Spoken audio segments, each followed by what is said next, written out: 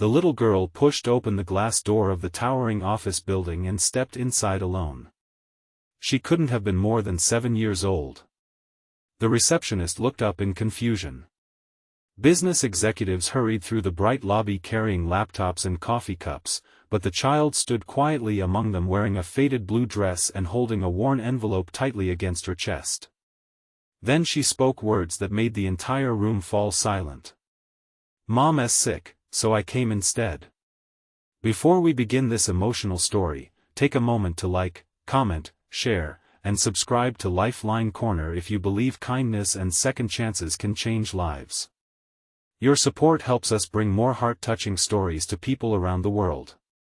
The morning sun poured through the giant windows of Harrison Global Enterprises, one of the most successful companies in the city. Employees rushed toward elevators while assistants prepared for another busy day. At the top floor sat the company's founder and CEO, Everett Sinclair. At 46 years old, Everett was known for building a business empire from nothing. Magazines called him a genius. Investors called him a visionary. Employees respected him but feared his strict standards. Few people knew that behind his success lived a lonely man. His wife had passed away 6 years earlier after a long illness.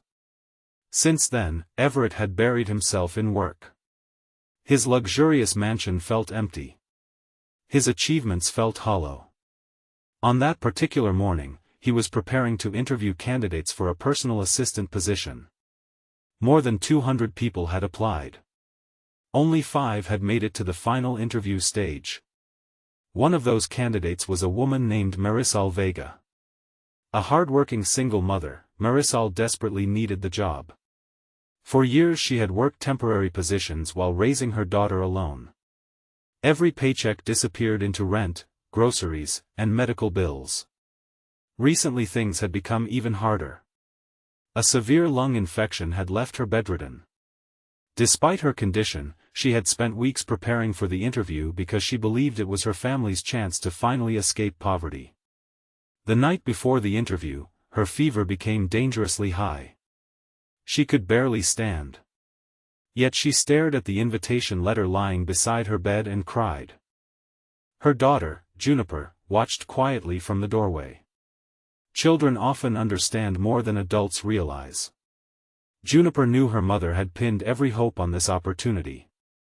She knew the overdue bills hidden inside kitchen drawers. She knew the landlord had already issued warnings. She knew her mother sometimes skipped meals so there would be enough food for her. That morning, while Marisol drifted in and out of sleep, Juniper carefully picked up the interview invitation. Then she took a city bus she had ridden many times with her mother. One transfer later, she found herself standing inside the headquarters of Harrison Global Enterprises. The receptionist initially assumed the child was lost. But after hearing her explanation and seeing the interview invitation, she was stunned. Word quickly spread through the building. Within minutes, several employees gathered around. Some smiled sympathetically. Others worried about the girl's safety. Nobody knew what to do. Eventually the unusual situation reached Everett Sinclair's office. His assistant entered and explained what was happening downstairs. At first Everett frowned. He had no time for distractions. His schedule was packed. The board meeting began in less than 2 hours. Yet something about the story caught his attention. A sick mother. A determined daughter. An interview invitation held by tiny hands. For reasons he couldn't explain, Everett told them to bring the girl upstairs. Several minutes later, Juniper entered the executive floor. The space looked enormous compared to her. She walked past expensive artwork and polished marble floors before arriving at Everett's office. The CEO looked up from his desk.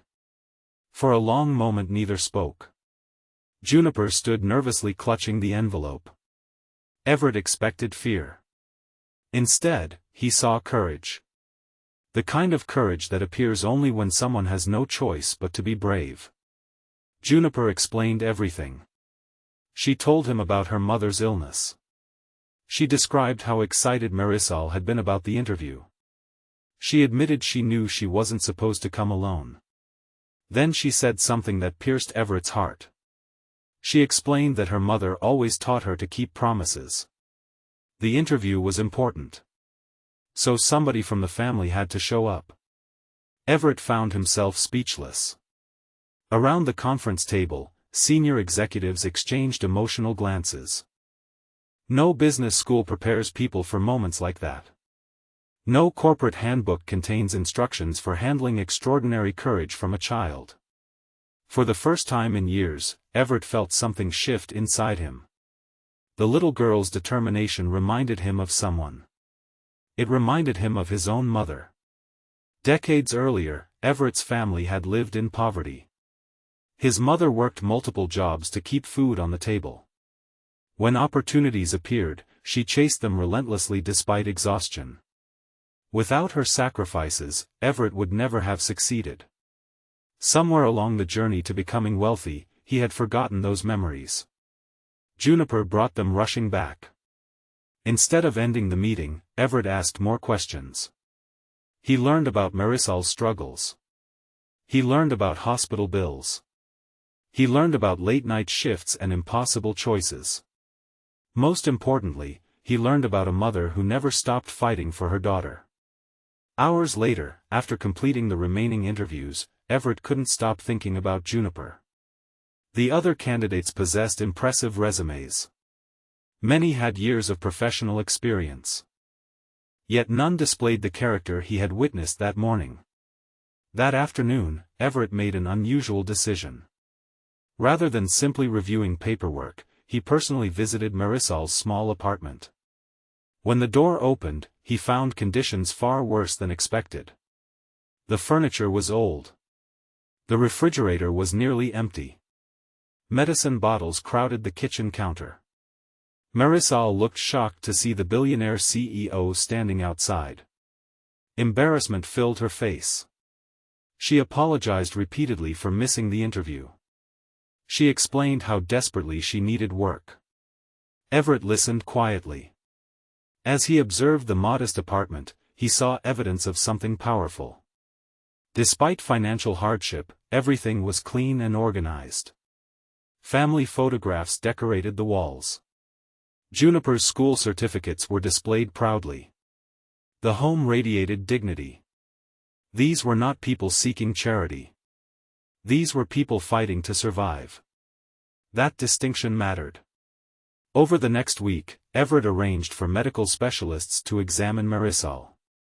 The company covered the expenses. The infection proved serious but treatable. Meanwhile, Everett continued learning more about her. Former employers described her as dependable, honest, and hardworking. Coworkers praised her integrity. Everyone who knew her spoke highly of her character. Soon the final hiring decision arrived. Many executives expected Everett to choose a candidate with extensive corporate experience. Instead, he selected Marisol. Some questioned the choice. Everett simply smiled. Skills could be taught. Character could not.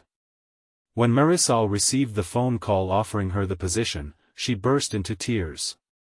For several minutes she couldn't even speak.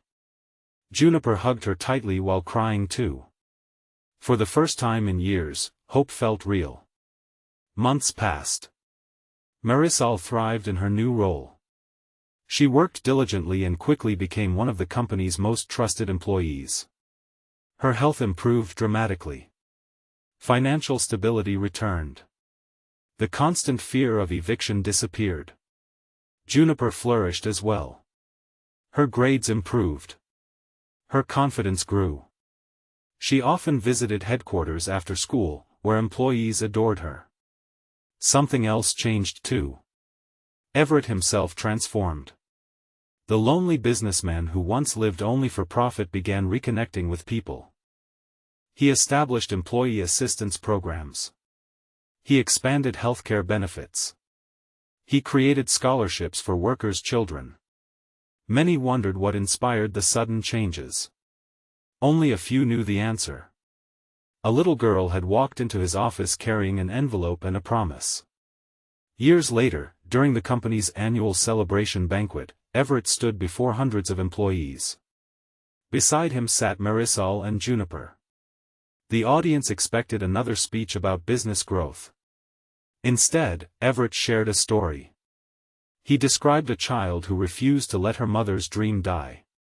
He described courage, loyalty, and love. Then he admitted something that surprised everyone. That little girl had not merely changed one family's future. She had changed his life too. At that moment, the room erupted into applause. Many people wiped tears from their eyes. Juniper smiled shyly while holding her mother's hand. If this story is touching your heart so far, please take a moment to like, comment, and share. Stories of hope and kindness deserve to reach people who may need them today. Special request: comment below with the words "Kindness changes lives" if you believe one small act of compassion can transform someone's future. As the evening ended, Everett watched Marisol and Juniper laughing together under the warm lights of the banquet hall. For years he had measured success through profits, investments, and achievements. Now he understood a deeper truth. The greatest success is not how much wealth a person accumulates. It is how many lives they help lift along the way. A child who had almost nothing taught a millionaire something priceless. Love creates courage. Courage creates opportunity. And one opportunity can change generations. The little girl who arrived at a job interview in her mother's place did not bring experience, qualifications, or a polished resume. She brought faith. She brought determination. She brought a reminder that sometimes the smallest person in the room carries the biggest lesson. And because one CEO chose compassion over convenience, 2 struggling lives found hope again. The sunlight outside the banquet hall faded into a beautiful evening glow as mother and daughter walked toward their future together.